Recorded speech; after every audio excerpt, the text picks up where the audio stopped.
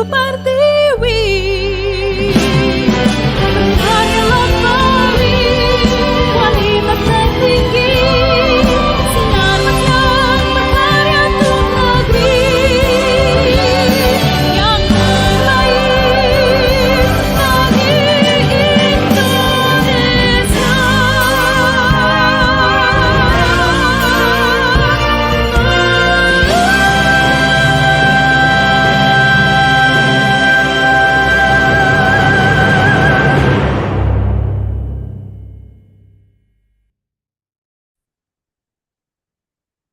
Salam entrepreneur. Ya, itu tadi adalah himne Sinarmas, di mana himne tersebut menceritakan shared value dari Sinarmas itu sendiri. Kita akan mempresentasikan McKinsey 7S Implementation pada perusahaan saya, yaitu Sinarmas. Sinarmas Agro Resource Technology, PT Smart Tbk.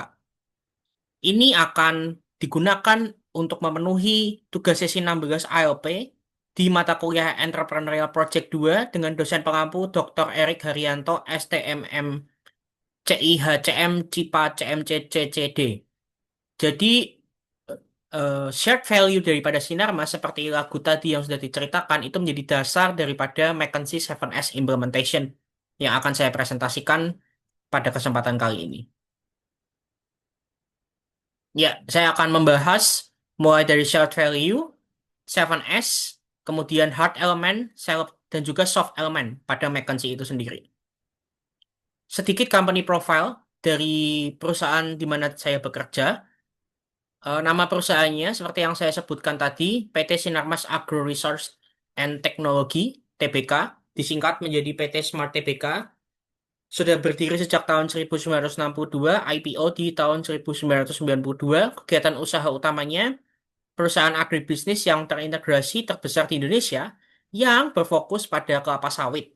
Dengan kegiatan utamanya ada budidaya pemeliharaan kelapa sawit, pengolahan minyak sawit, produksi produk nilai tambah seperti minyak goreng, margarin, shortening, biodiesel, dan juga oleokimia, serta distribusi dan juga ekspor. Ya, produk utama kita untuk branded produknya adalah Vilma dan juga kunci mas. Untuk produk industrinya ada minyak goreng curah, margarin industri, dan juga shortening. Kemudian produk oleokimia dan energinya ada biodiesel, glycerin, fatty acid. Produk ekspornya berupa CPO, RBD palm olein, dan RBD palm stearin. Nah, ini yang di sebelah kanan, yang bagian bawah itu adalah direktur utama dan juga jajaran direktur daripada PT Smart Tbk itu sendiri. Ini profil produk utama kami. Dikenal sebagai minyak goreng yang premium, kemudian mengandung antioksidan alami, vitamin E, dan juga asam lemak yang esensial. Lalu, Vilma sendiri sudah menjadi merek pilihan utama keluarga Indonesia selama lebih dari 25 tahun. Kita akan masuk kepada McKinsey 7S. Nah, di sini saya akan sedikit menjelaskan, McKinsey 7S ini sendiri terdiri dari yang paling tengah yaitu shared value. Jadi kalau tadi kita mendengar shared value dari Sinarmas itu sendiri adalah berlandaskan nilai integritas, sikap positif dan berkomitmen. Jadi memang kami selalu dinyanyikan lagu himne itu setiap pagi supaya shared value itu sendiri menjadi bagian daripada kinerja kita, gitu ya. Nah, di hard elemen ada strategi, structure, dan juga sistem, sedangkan di soft element ada skill, staff, dan juga style. Seperti yang sudah dijelaskan oleh Bapak Dr. Erik Herianto sebelumnya, jadi soft element itu adalah yang tidak terlihat tapi berdampak nyata. Seperti skill, staff, style. Kita tidak bisa mengkuantifikasi gitu ya. Tapi itu sangat berdampak nyata pada kinerja atau performa perusahaan. Begitu juga kebalikannya dengan hard element. Ini bisa sangat dilihat nyata. Baik itu dari strategi, structure, maupun sistem. 7S itu sendiri dikenalkan pada tahun 1980 dan kemudian berkembang terus di tahun 1992 oleh David Norton dan juga Robert Kaplan yang publish sebuah artikel di Harvard Business Review yang mengintroduce namanya Balance Scorecard. Fungsinya secara umum memastikan semua elemen organisasi selaras dan mendukung strategi, kemudian membantu manajemen melakukan diagnosis perubahan organisasi sebagai alat untuk merancang transformasi organisasi yang efektif dan berkelanjutan. Nah, fungsi hard element itu yaitu terukur dan mudah diidentifikasi. Dari strategi itu menentukan arah dan rencana organisasi untuk bisa bersaing. Kemudian structure, bagaimana organisasi dibagi dan dikendalikan.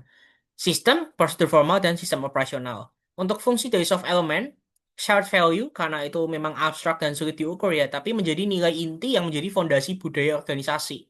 Kemudian style, yaitu gaya kepemimpinan dan budaya manajerial. Staff, komposisi dan pengembangan SDM. Skill, kompetensi inti dan keahlian kolektif organisasi.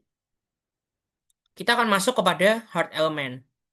Hard element terdiri dari structure, strategi, dan juga sistem. Kita akan masuk kepada strategi terlebih dahulu. Nah, strategi PT Smart Tbk, menurut analisa saya ini dibangun di atas kekuatan minyak sawit sebagai vegetable oil paling serbaguna dan produktif di dunia. Jadi perusahaan menerapkan strategi yang terintegrasi secara vertikal dari hulu ke hilir untuk menciptakan nilai tambah secara berkelanjutan. Nah, fun fact juga, Sinarmas ini memiliki perkebunan sawit terbesar di Indonesia, melebihi pesaing-pesaingnya seperti MM atau Musimas dan juga Wilmar. Jadi memang hampir 1 juta hektar lahan sawit itu dimiliki oleh Sinarmas. Kita terbagi menjadi 7 PSM atau perkebunan Sinarmas. Jadi ada yang di Jambi, ada yang di Bangka, ada yang di Kalimantan Barat atau Pontianak, Kalimantan Selatan, dan lain sebagainya. Fokus strategi utamanya meliputi integrasi bisnis yang vertikal, efisiensi biaya melalui mekanisasi dan otomatisasi, intensifikasi produktivitas tanpa ekspansi lahan melalui peremajaan kebun tua. Jadi ini juga karena adanya peraturan itu tidak bisa menambah kebun baru atau membabat kebun lagi untuk dijadikan kebun sawit, inovasi produk berbasis teknologi dan riset ilmiah, dan keberlanjutan ESG sebagai landasan utama strategi bisnis. Ini maksudnya terintegrasi secara vertikal. Jadi visi kami adalah menjadi perusahaan agribisnis dan produk konsumen global yang terintegrasi dan terbaik, serta menjadi mitra pilihan. Lalu, misi kami secara efisien, kami menyediakan produk, solusi, serta layanan agribisnis dan konsumen yang berkualitas tinggi, serta berkelanjutan guna menciptakan nilai tambah bagi para pemangku kepentingan. Bisnis model kami dimulai dari upstream atau perkebunan, yaitu perkebunan yang memiliki skala unggul. Jadi CPO kami, yield-nya itu sebisa mungkin paling besar, itu target utama kami. Dan di downstream, bisnis hilir kami bernilai tambah yang tangguh. Jadi persyaratan-persyaratan baru seperti NDPI, EUDR, dan lain-lain itu menjadi nilai tambah dari downstream bisnis strategi kami.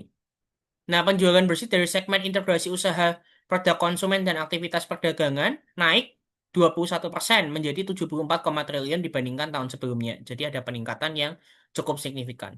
Strategic priorities kami adalah yield intensification, value added product enhancement, dan juga cost efficiency. Kemudian business enabler kami adalah science and technological innovations, people, values and culture, dan juga ESG as our business foundation. Ini pembahasan satu persatu untuk strategi dari efisiensi biaya. Ini saya ambil langsung dari annual report PT Smart Tbk.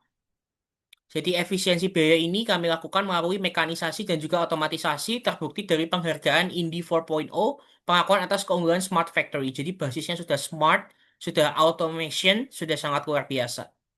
Serta kami memang memanfaatkan otomatisasi pemantauan data secara real time dan manajemen energi guna mendorong produktivitas dan juga efisiensi. Kemudian intensifikasi produktivitas melalui peremajaan kebun. Kami memiliki riset center khusus yang kami beri nama Smart RI atau Smart Research Institute, di mana tujuannya untuk meningkatkan hasil panen, yaitu satuannya ton TBS per hektar per tahun, menghindari konflik sosial dan pelanggaran NDPI, dan juga mendukung produktivitas tanpa merusak lingkungan. Inovasi produk berbasis teknologi dan riset ilmiah. Kami selalu memberikan produk-produk yang inovatif seperti oil chemical certified product, biodiesel untuk sektor energi terbarukan, produk turunan untuk industri farmasi dan kosmetik, dan kami terus melakukan riset-riset ilmiah lainnya. Kami juga tidak kalah dalam hal sertifikasi dibandingkan kompetitor kami, dan bahkan kami merupakan salah satu yang paling lengkap sertifikasinya. Mulai dari GMP, EU, USA, FDA USA, Glycerin Food Grade Certificate, Halal, ISO, dan lain sebagainya. Nah, ini adalah keberlanjutan ESG sebagai landasan utama bisnis. Jadi, kami memang strengthening our sustainability effort very much gitu ya, dari hal environmental management, terus kemudian ESG, NDPE, certification for the ISPO, RSPO, etc. Dan ini sustainability milestone kami yang memang sudah dimulai sejak tahun 1997 hingga tahun 2022 kemarin.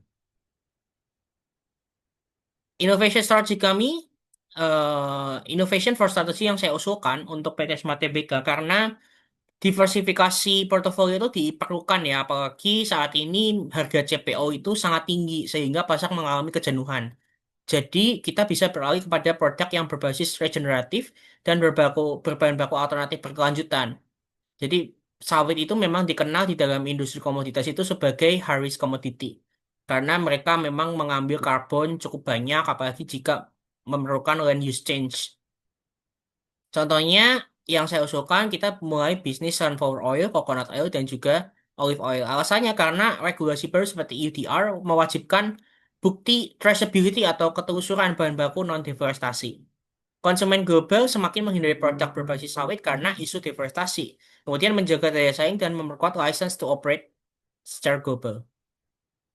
Yang selanjutnya, kita akan masuk kepada 7S yang selanjutnya yaitu structure. Ini adalah struktur organisasi kami, di mana dari General Meeting of Shareholders ada Board of Commissioner Independent atau komisaris utama kami, yaitu Bapak Franky Usman Wijaya.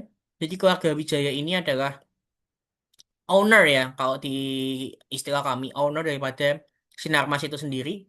Dimulai dari Bapak Eka Cipta Wijaya sebagai founder kami. Kemudian sekarang dilanjutkan untuk anak usaha sawit ini oleh Bapak Franky Usman Wijaya. Kemudian ada presidir kami, Ibu T. Biauling. Kemudian dibagi menjadi beberapa divisi atau grup, upstream operation, downstream operation, human resource, corporate finance, dan juga sustainability. Kemudian dari situ dibagi-bagi lagi menjadi beberapa head. Ya, jadi struktur fungsional tadi masing-masing memiliki subdivisi. Misalnya tadi upstream mencakup agronomi, manufaktur, riset, bioteknologi, dan sebagainya. Keunggulan saat ini menurut saya adalah cakupannya komprehensif dari hulu sampai ke hilir dan spesialisasi tinggi. Ada direktur untuk sustainability, legal, treasury, bahkan carbon analytics meskipun hanya sub-function. Kesesuaian dengan sifat bisnis yang kompleks dan juga luas. Karena memang kami vertical integrity, jadi memang bisnis kami kompleks dan juga luas. Analisis kelemahan menurut saya ada isu integrasi antara ESG dan juga operasional. Sebagai orang yang bekerja di sustainability team, saya merasa fungsi keberlanjutan belum punya kekuatan struktural sendiri. Masih rentan di bawah satu orang direktur dan juga rentan overload. Kemudian kurangnya fokus terhadap isu karbon. Meskipun ada carbon analytic yang dipimpin oleh Bapak Rifki, posisi ini masih substructure di bawah sustainability. Padahal karbon menurut saya sudah menjadi strategic issue tersendiri, apalagi untuk industri sawit gitu ya. Jadi dalam konten tren seperti EU CBAM, kemudian EUDR, IDX Carbon, itu struktur yang berdiri sendiri untuk pengelolaan karbon sangat diperlukan. Jadi innovation for structure yang saya usulkan, pembentukan divisi carbon management dengan nama Group Carbon Management and Climate Strategy yang berada di bawah Board of Director langsung, bukan sebagai subfunction dari sustainability. Kemudian bekerja setara dengan divisi Sustainability, Corporate Finance, Downstream Operation. Fungsinya untuk Carbon Accounting and PCF Monitoring, Carbon Trading Strategy, Decarbonization Initiative, dan juga komunikasi strategis untuk TCFD, dan berkoordinasi dengan investor, LSM, dan lain-lain. Alasan strategisnya, tren pasar global, regulasi baru, akses green market seperti yang digembur-gemburkan oleh Pak Erik saat ini. Green market itu sangat-sangat sedang naik daun ya. Kemudian reputasi ESG dan diferensiasi pasar. Jadi ada elemen dari segi struktur, nilai strategis, dan juga dampak akan memberikan banyak manfaat bagi perusahaan. Lanjut ke sistem.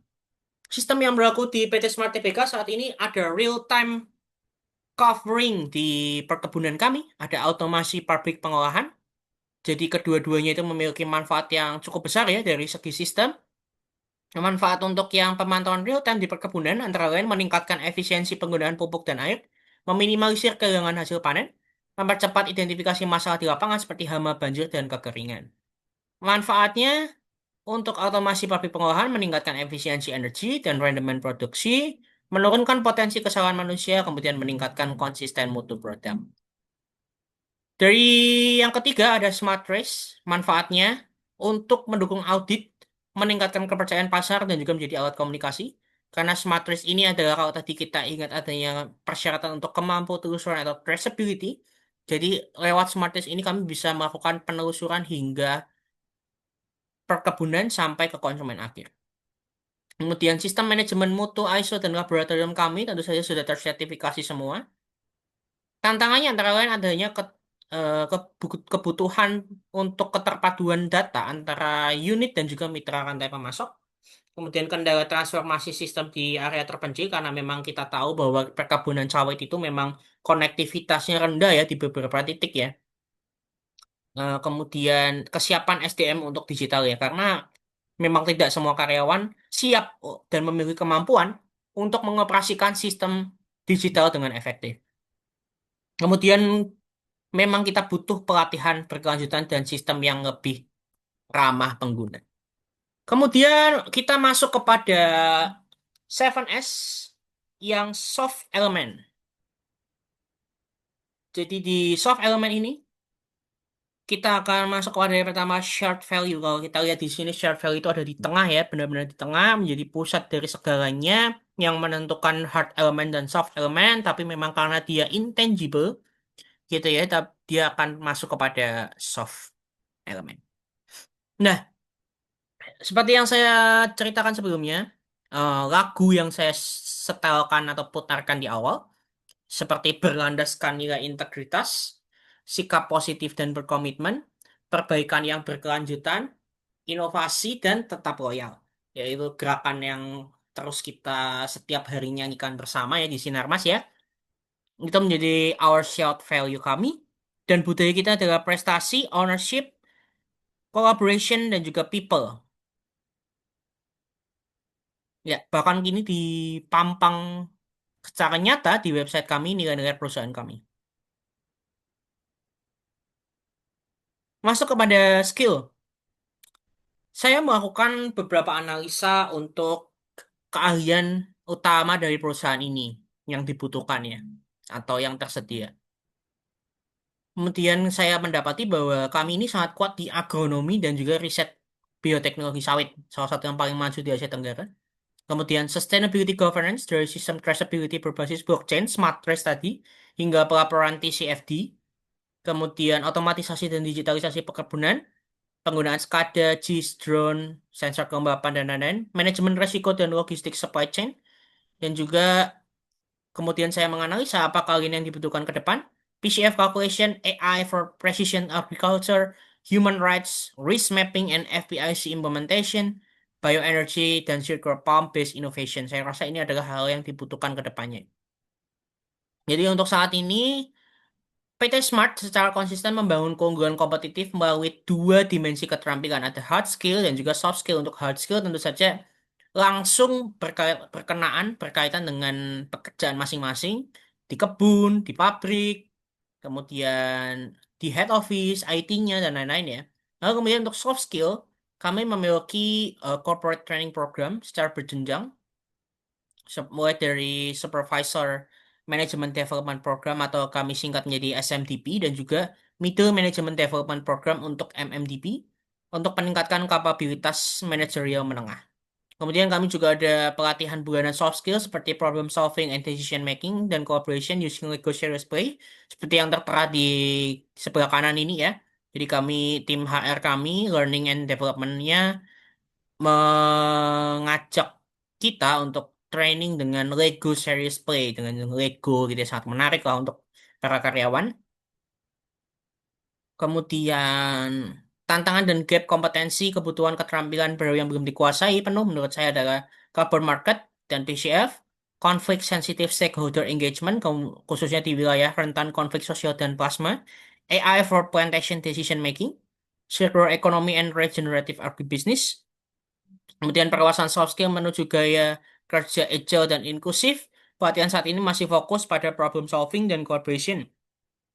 Tapi menurut saya masih perlu ditambah topik seperti design thinking, negotiation, servant leadership, dan coaching.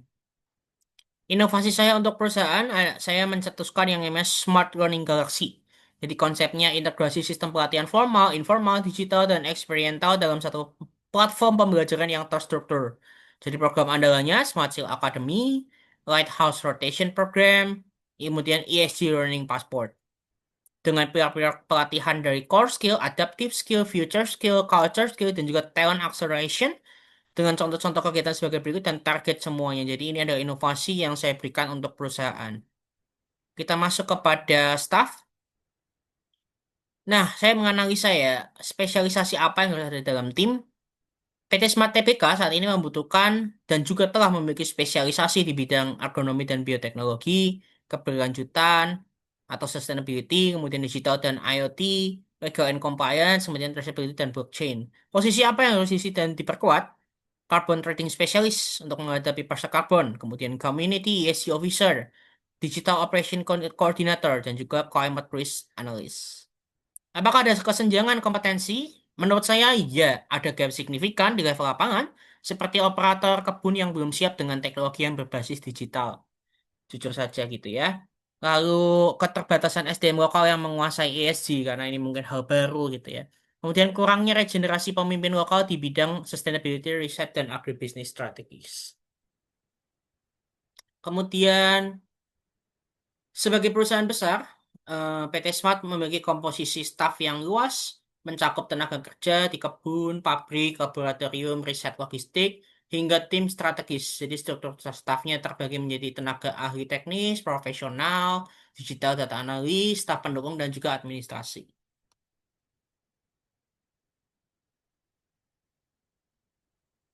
Ya, jadi kami ada yang namanya engagement temperature check ya untuk melihat kepuasan atau bagaimana pandangan karyawan terhadap perusahaan.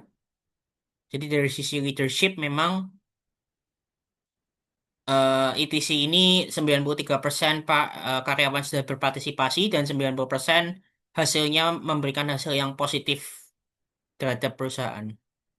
Dan menurut saya, strategi dari inisiatif yang dilakukan oleh tim HR kami ini menyadarkan bahwa sebenarnya PT Smart TBK memiliki kesadaran tinggi terhadap betapa pentingnya employee voice dan juga bottom up feedback. Kemudian program ETC ini menjadi alat refleksi budaya organisasi dan titik awal perbaikan nyata yang berbasis data. Inovasi saya untuk perusahaan, jadi tadi kan sudah ada ETC atau Engagement Temperature Check ya. Saya ingin mengusulkan namanya Smart Talent Pulse, regenerasi SDM lokal, dan juga Digital Ready Estate Program. Dan dampak yang diharapkan adalah peningkatan employee engagement secara nyata dan berkelanjutan, bukan hanya sekedar survei tahunan, kemudian pemberdayaan SDM lokal, dan juga percepatan kesiapan talenta Smart 2030.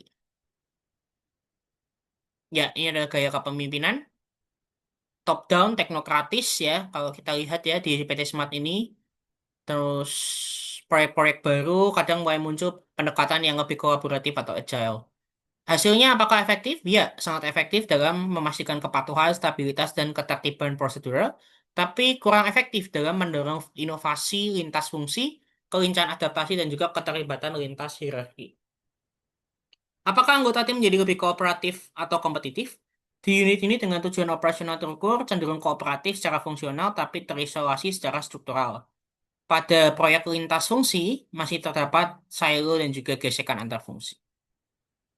Ini memang top-down leadership ya, karena sebagian besar kebijakan diambil dari BOD, kemudian teknokratis berbasis keahlian, struktural dan prosedural, pengambilan keputusan yang mengikuti hierarki organisasi yang jelas dan formal, yang memang dominan pada operasional perkebunan, pabrik, dan juga pengawasan ESG kami.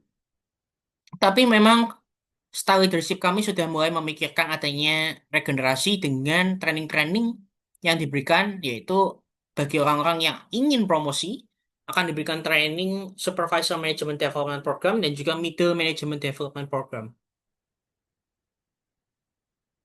Ya, analisis stylenya kurang fleksibel, kekurangannya, dan adaptif, minim ruang untuk kolaborasi horizontal, karena memang vertikal ya, kemudian belum mengakar gaya agile, keterbatasan gaya partisipatif di tingkat bawah. Area perbaikan, kolaborasi lintas fungsinya bisa ditingkatkan, kepemimpinannya mungkin bisa lebih fleksibel dan juga partisipatif, kemudian coaching style-nya diperkuat.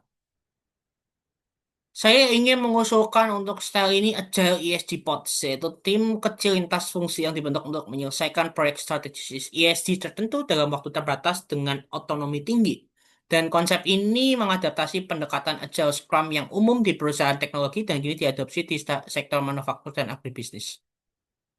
Jadi contohnya di perusahaan saya gitu ya, adanya tim Carbon Footprint Reduction Pod yang beranggotakan personel dari sustainability, finance, logistik, agronomi untuk merancang roadmap pengurangan emisi TBS atau produk. Jadi ini diperlukan kolaborasi antar lini gitu, nggak cuman sustainability kerja sendirian, tapi nggak tahu benefit dari sisi finance, logistiknya juga bingung. Karena logistik itu berperan sangat penting dalam menurunkan karbon itu karena sebagian besar GHG emission scope 3 datang daripada logistik atau pengiriman gitu ya. Jadi tujuannya mengurangi jarak antar fungsi, meningkatkan kecepatan inovasi, mengembangkan gaya kolaboratif dan partisipatif, kemudian memberdayakan middle manager menjadi problem solver lintas unit. Saya juga mengusulkan adanya krisis management development training untuk menangani situasi krisis-krisis apapun itu.